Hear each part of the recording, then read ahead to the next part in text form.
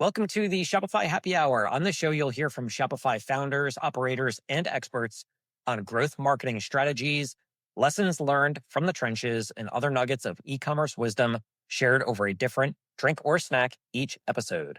Today, I'd like to welcome Francine Voit, co-founder of Pistakio, who is on a mission to make pistachios more approachable, accessible, and fun, and a staple in every pantry. Francine, welcome. Thank you so much for having me. Excited to have you on. So where in the world are you calling from? Are you on the PNW? I'm based in Portland, Oregon. Fantastic. You guys having some good weather out there recently? We are. It hasn't been raining so much. It's been sunny and super nice out, and you can see all the mountains from our apartment. So it's beautiful out here. Fantastic. I was in Seattle not too long ago and back in North Carolina now. And it's the time of year where the windows sweat. It's super humid. Everything's hot, super muggy. You can't wear glasses because they'll fog up immediately when you walk outside. So I'm a little jealous of where you're at right now. Either way, I'm excited because I'm about to try this pistachio. So it's interesting, on each episode, we'll ask people on it who they would recommend we have on future episodes.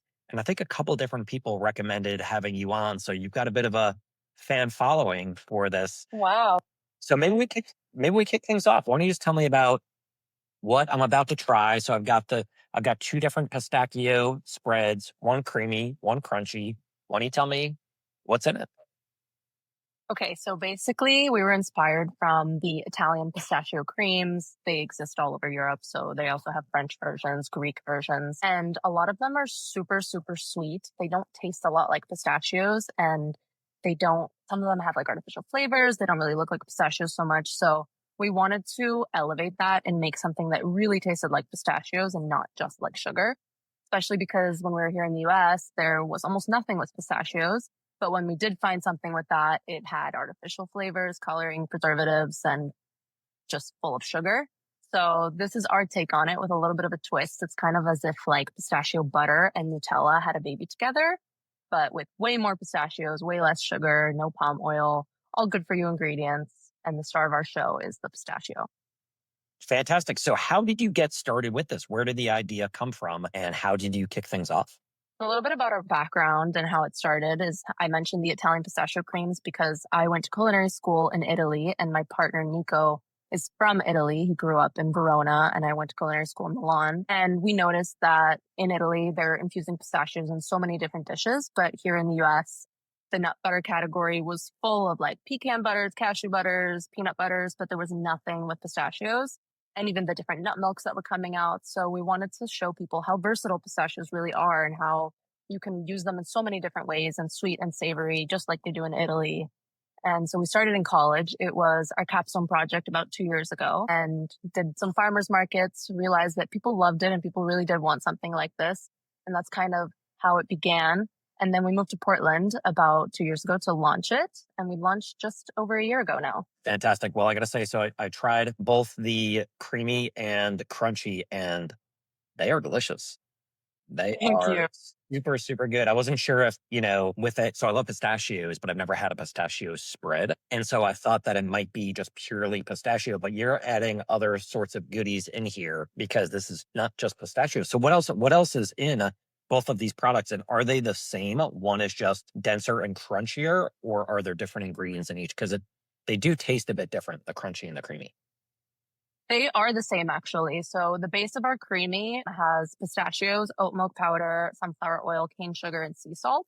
And then the crunchy has the same base as the creamy, but it has quinoa puffs and crushed pistachios inside. And most of the time, like in the Italian pistachio creams, they have like milk powders. They have just other ingredients too in there. So we wanted to make ours a little bit more accessible. That's why we made it vegan, dairy-free, gluten-free. And the crunchy is kind of like a new take on crunchy peanut butter.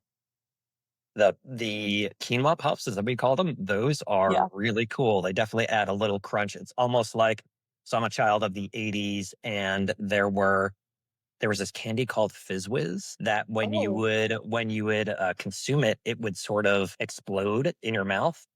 Yeah. And it was kind of a crazy thing, but the quinoa puffs do a little bit of that, where it adds a very fun, light, kind of popping crunch. So Excellent job. These are fantastic products. When I receive these, the packaging is really nice because you're doing a couple of things with this. When I first saw this, to me, I compared this to other nut butter. So I was like, okay, this would be perfect on toast, a kind of a replacement for peanut butter or almond butter. But then on the box and on the inserts, you talk about different, let's say, recipes that can be used with Mhm. this. And it's pretty broad. You talk about using this in lattes, for Mhm. different chocolate bar desserts, donuts, even some more savory products. So, from an e-commerce and marketing standpoint, I love that you're broadening people's horizons to get people thinking about all the different ways that they can use them. So, what are some, I guess, of the more unique ways that people are using the product? Because it's like a little more drizzleable and not as thick as like a nut butter or like even the pistachio creams or Nutellas. That's kind of what leads to the versatility of it. Like you can drizzle it on top of your ice cream. You could put it on a yogurt bowl. People love putting crunchy with like some strawberries or in a chocolate bar. I love the coffee one. And I think most people, most of our customers also love the coffee one. And that's probably one of the first things they do with it.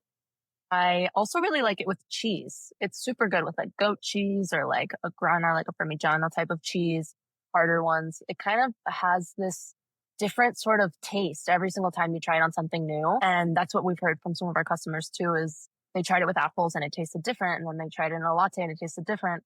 And they loved that they could kind of play around with all these different recipes and see how it tasted together. What was your process like to come up with the products? Like, how long did it take to go from, okay, you've got this idea where you're enjoying pistachios, you see a kind of a gap in the market for this type of product, then I'm sure you moved to product development. What did that look like between your idea and the concept to getting to a point where you've got something that people love? So when we started in college, I iterated the first couple recipes the night before we went to our first farmer's market in our college dorm. And we made a pistachio cream. So it was like just pistachios blended up into a nut butter. And then we added some white chocolate into it. And that was like all we did for that. And then just had people try it. And then actually we were working on some savory ones. So we had a pistachio mayo and a cheesy pistachio mayo. And we brought all of these different samples to the farmer's market and just had over 200 people that one day that we went in the span of like 3 hours that just loved all of them. And they wanted us to launch it. So that's kind of where we got like this light bulb moment where we were like, okay, maybe we should try and, figure out the recipe and then come up with branding and launch it.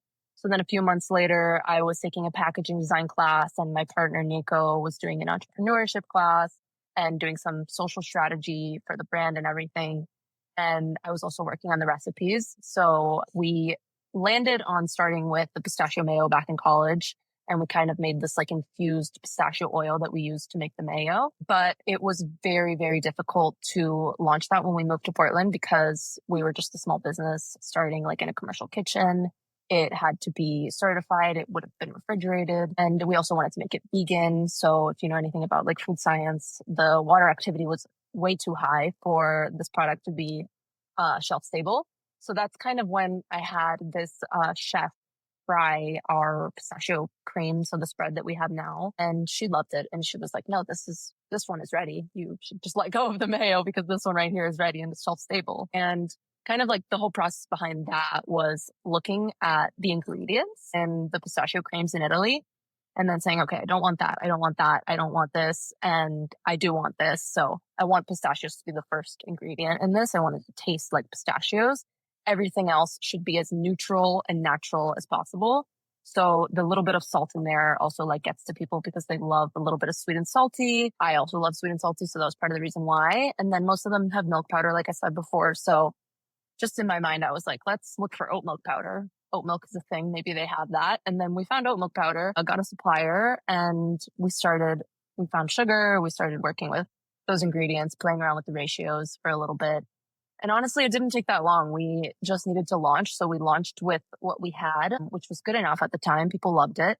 And then we iterated and changed the recipe based on consumer feedback. If you're enjoying this episode and getting value from it, I'd be so grateful if you left a quick review. It's one of the best ways to support the show and help us bring on even more incredible experts to share insights that can move the needle for your business. It only takes 10 seconds and makes a big impact. Thank you so much for tuning in and for joining us on the Shopify Happy Hour. I love that. Very smart, starting as soon as you could with a product that people liked from the start and then iterating a bit from there. So what did your first production run look like, and how did you sell through those units? What was your plan to launch, and what did it look like? It was a lot more scrappy than I would say most CPG businesses. When we first came to Portland and found a commercial kitchen, the kitchen only had capacity in like each batch for about 25 jars every run. So it wasn't much. And we would spend the whole day, make about 100 jars, if that, in a long day. And we went to, farmers markets. We went to stores. We walked into different retailers that we thought would like the product and just had them try it. Also, when we first started, we moved to Portland without knowing anybody. So part of our way to build some hype around it and get people to know us and hear about the product was by basically giving away free samples of our product to everyone that we could find. So we put up some stuff on social media saying come get a free little mini jar of Pistachio and you can try it. We'll ship it. We'll deliver it for free, because we only opened within a radius of 3 miles so that we could drive to everybody's house and then bring them the jar to their doorstep. But we also we didn't really have much capacity. We didn't know how to ship. So we had glass jars in the beginning, and it would have just probably broken in transit without the boxes. So we just used those sort of marketing tactics to have people try it the first time. And then word started to spread around Portland, and people started to tell their friends. And then when we knew that we could launch with an e-commerce site and get our boxes to ship, we launched in April of last year. So, and then since then, we actually had some boxes that were breaking because they were too thin. So the actual glass jars in there just were arriving damaged to people's homes. So we had to iterate from there too. And that's when we changed the packaging, we changed the formula also based on the feedback. And it all kind of just came together with our 2.0 version that launched in June of last year. So talk to me more about the sampling program. So on social, were you just posting saying anybody within this 3 mile radius, if you want some, just DM, or did they have to sign up and you were driving to their house to give them free product? We opened our Shopify, but on Shopify, you can do a radius of people that you can ship to. So they were 1 ounce jars. We sold them for 50 cents, which was costing us more than that. And then we were doing free shipping. That way there was no reason that people wouldn't want to get it. And it was from a whole month of January. So before our launch, the entire month, we just went and brought it to people's homes. We already had a bit of a following. It wasn't so many people, but we had been posting a lot since before even starting, just about pistachios and trying to build a community and just some loyal fans. So that's kind of just where we started. And we put this video out that said whoever wants to try our product, come and try it. And then as soon as someone got a sample, they told someone else. And as soon as someone else got it, they bought 10 for their friends. So it just kind of started to spread really quickly. And before launching too, we also went to some coffee shops and then had them do a latte with us so that people could see how you could use it in those ways too. So you were doing the sampling, but you also were selling your regular jars as well? No, we didn't have the regular jars yet. Gotcha. So when you're saying people would buy 10 for friends, they were buying 10 samples. They were buying 10 minis. Yeah. Gotcha. 1 ounce, tiny little glass jars. Nice. And so how many of those 1 ounce jars did you give away through that sampling period? Probably in a month, we went through, I would say at least 300 or so of them.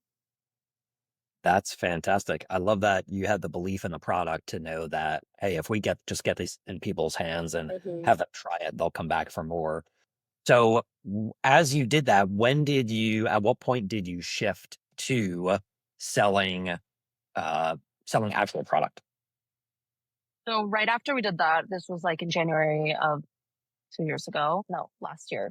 Yeah, this was in January of last year. So right after we did the sampling program, we knew that we could at least sell the jars after the sampling program and have people buy it again in that 3 mile radius. So we were still bringing it to people while we were figuring out how to ship it. So then in February and March, we were selling those around Portland and then also finding retailers around Portland, smaller shops that could carry it. We were working with some coffee shops to do lattes and trying to expand there too. And then we opened up pre-orders for like nationwide shipping in March. And then in April is when we officially launched and started shipping nationwide. I love the progression. So I guess once you went through the sampling program and then you then began to sell, how did you get in front of the people who had samples? Did you do direct mail? Did you email? Did you you had their contact information in Shopify? Were you doing email blasts to let them know? Yeah, exactly. That's what we did. We had their information already from when they bought like a sample jar. Then we would just send them an email as soon as we were launching nationwide, and obviously with like a discount code so that they could use it and send it to their friends. And that's kind of how we got the word out. Fantastic. I love that you use your product as marketing at the beginning through this sampling program. Okay, so we're about a year past that point now, right? All this stuff happened, let's say a year and a half ago, January, then you moved to selling online. And what does your percentage of sales look like for direct to consumer versus retail now? It's probably a 50-50, maybe a little bit more on the e-commerce side, but right now we're shifting a little bit more on the retail side and trying to expand on that end. Gotcha. Okay. And how are you thinking about marketing across both channels? We do a lot of in-store demos, and then we try to send as many people as we can to come visit us in store. But also like a lot of our bigger retailers that we do the demos in are in Portland. So those people are always shopping in store because they know that we're there and they know they can come and find us and get it at any time versus having to get it shipped. And then just online has been super, super well for us. Just like using Instagram as much as we can. We do a lot of email marketing too. So people find us through there and we try to tell them when we're doing an event or when we're going to a retailer to go and sample our product. So Fantastic. yeah, things like that. Nice. And so when you're saying Instagram, are you talking organic or paid? Organic. It has all been organic. We haven't spent anything on ads yet. It's just been us. Okay, awesome. And all Instagram, or are you doing it, or are you posting it across other platforms too? We're posting it across TikTok and Instagram, but probably our main focus is Instagram because most of our like loyal customers and following that are following our journey are there. Okay. Talk to me about this tiramisu purse. Where did the idea come from? And maybe talk about what exactly this is for people listening who might not be familiar with it. Yeah, of course. So it actually started because one of my favorite ways already to eat our product is in a tiramisu, a pistachio tiramisu. It's incredibly delicious, and we have a recipe on our website if you haven't tried it. And I saw someone I can't remember who the creator was, but she made a tiramisu purse already on her page, and she just like walked around with it. And we were like, what if we did that with pistachios? And then what if we took it to the next level because we have a flight coming soon and try to bring it onto our flight? And the whole concept for this was like, watch TSA confiscate my tiramisu purse. That's what the video was supposed to be. But somehow, like maybe it was too cold or something that it wasn't really that liquidy. It was like pretty hard. They let it pass and they let it go through. So I had this purse in my hand and I was like, okay, I didn't even bring a bag to cover it because I didn't think that she was going to take it and let me go with it. So that video got over 35 million views on Instagram and almost 10 million on TikTok. We got on the Today Show because of it. We got on the Drew Barrymore show. We were featured on Food and Wine, on Eater, but it was crazy. We didn't think it would go through. And then once it went through, we were like, okay, well, this is probably going to blow up because people are going to be really upset. What sort of impact did you see? Well, first of all, congrats on being creative and kind of being inspired by another creator and what they did and then making it your own. I think a lot of brands that have success are, creating original content, but then a lot of people that just do well, they're looking at trends that work well, or they see what somebody else did and then they make it appropriate for their brand using a little bit of a framework that has already been proven a bit. So very nice there. What did you see in terms of sales lift online and in store from all of the media that you were able to get from that? So it's harder to see it in store. I definitely think that there's some retailers who found us through it, but definitely online, there was a spike for a couple of weeks, more so when we got on like the Today Show and the Drew Barrymore show than the actual post itself.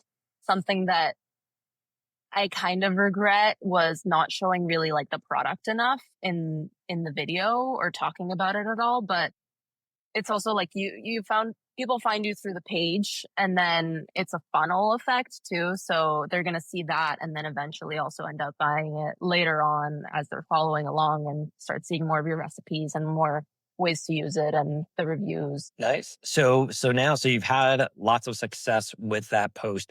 What does your content creation process look like now when you're looking to create content? Sounds like mostly for Instagram, but also TikTok and some other platforms.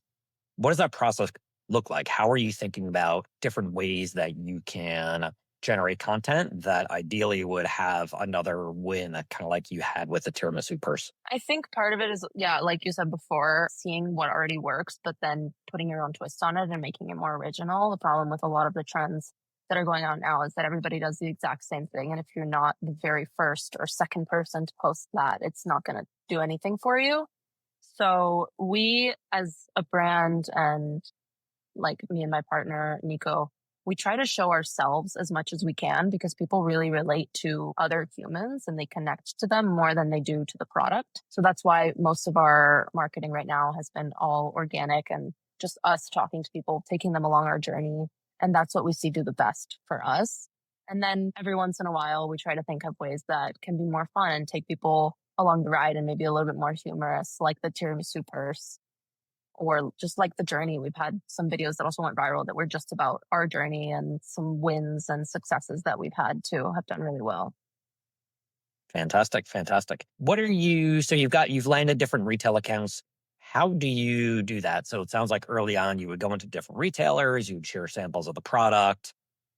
What are you doing now, and what have you found work best for landing new retailers? We use Fair now, which is a great wholesale platform. When we first started and we were walking into these different stores, we were doing everything direct, but it became really overwhelming as a 2-person team to have to control all of those invoices and all of the orders. And that's when we moved everything to Fair and kind of streamlined it all, especially because if you use the direct link on Fair, you can just send people there and you don't have to pay extra fees or anything. So finding all of these super curated, small, local, independently owned shops have been one of the most successful ways that we've been able to grow and kind of be everywhere without having to spend or have a big budget. Like being in a big Whole Foods, people are like, oh, I've seen you everywhere. But also if you're in every single shop in every single city in a small store, the owner of that shop knows your brand and they can advocate for it. So we've seen a lot of success in just being in these smaller stores where people can actually talk about it and educate someone on how to use the product or how they like it or what are their favorite things in the store. So Fair has been really, really good for just doing that and finding all of these smaller shoppy shops. Awesome. Any other tech or apps or tools you have found super useful for either retail or D2C or anything to help grow your business? I would say not necessarily for retail or D2C, but keeping everything organized on Notion has been super helpful just for peace of mind, especially when we have a big event coming up and we can share the page. We keep everything on a shared Notion doc and invite people if we need to. So that has been super good to organize our thoughts a little bit better. Nice. So I think you've unlocked something early on with the brand that a lot of brands struggle with. A lot of founders will have an idea for a product or a new business and they go to market and they don't get the response that you got right away, right? Sounds like you went to the first farm market and people were loving the product and right away, we should turn this into a thing. And then shortly after, you move to Oregon, build stuff out, do the sampling program, and people are hooked. And then they go on to purchase product once you move on to selling the real product and not just the samples. So what advice would you have for people listening, any founders who are thinking about starting a business, whether it's CPG or not? How can people, find a product within a category or build a product that will resonate with people as quickly as Pistakio did with your customers? If you're enjoying this episode and getting value from it, I'd be so grateful if you left a quick review. It's one of the best ways to support the show and help us bring on even more incredible experts to share insights that can move the needle for your business. It only takes 10 seconds and makes a big impact. Thank you so much for tuning in and for joining us on the Shopify Happy Hour. I think it starts with just having a good product. And I know it's easier said than done, but I think a lot of products, they don't really come out to market and be taste forward. Whereas like we saw a gap in the market because pistachio creams and pistachio products out there were just didn't taste like pistachios. Like even the ice creams and stuff, like they just tasted artificial. They had this like weird something flavor, but it was never like pistachio. So our goal was to make a product that tasted really good and that showed people how they could use this nut that was very underrated. And I think some people see the gap, but then they forget that it has to taste good. So going to like a food scientist, going to like a recipe developer, I was lucky enough that I could just develop the recipe myself, but obviously there are many people out there that can do the same for you and just make it taste good. Go to any chef and I'm sure they would be happy to help. So definitely taste first. And then the marketing and stuff, it can come after. And when they all come together, that's when you find this like beautiful balance that people really stick and resonate to.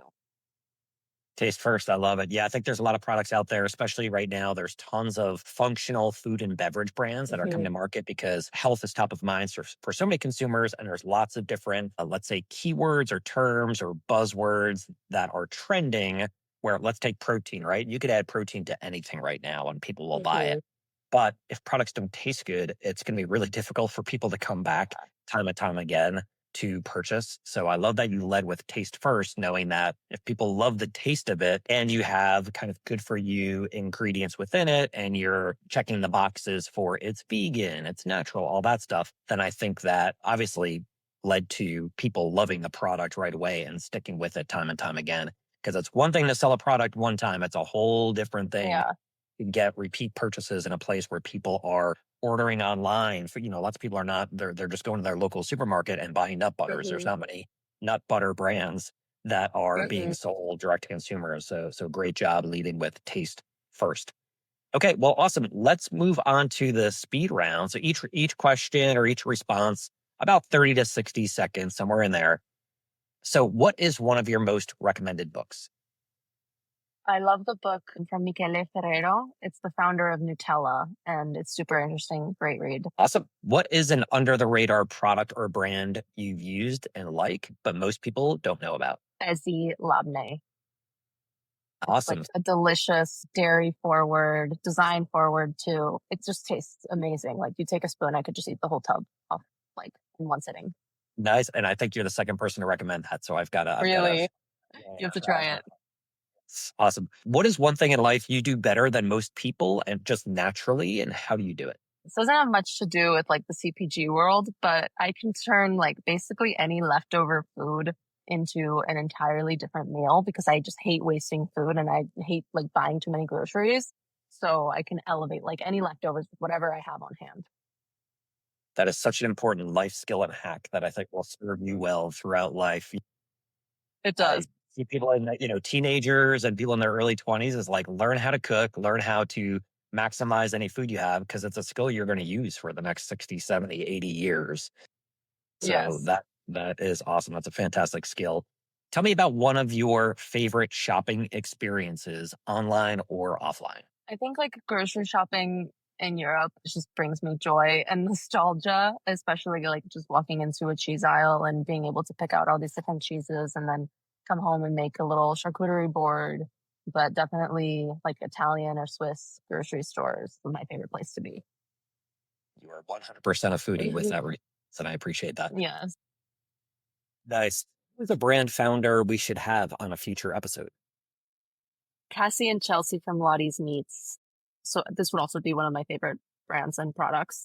They have a delicious sausage and meat company, and it's just so good, but also taste forward, and I love it. And they're so sweet. Nice. Good stuff. Fran, where can people connect with you to learn more? You can follow us on Eat Pistachio. That's our social handle. So on TikTok and on Instagram. And then it's pistachio.co, C-O, online. And that's where you can shop. We're also in Portland. So we're at the New Seasons New Seasons Market of Choice here and some other stores around the country. And you can look at our store locator for that on our website. Love it. Well, for everybody listening, I would highly recommend, I'm a big fan of nut butters and I typically go crunchy over creamy. And I would say, once again, the quinoa puffs really add a lot of extra texture to that one. So if you see it in store, definitely grab one. It is delicious. And I was surprised at how good it is. So fantastic job being taste forward with the product. Great job with the sampling program and growing the business to where it's at today. And Francine, thank you so much for bringing Pistachio to market as a way to make pistachios more accessible, fun, and delicious, and sharing your expertise and insights with our audience, and for joining us on the Shopify Happy Hour. Absolutely. Thanks for having me. This was fun.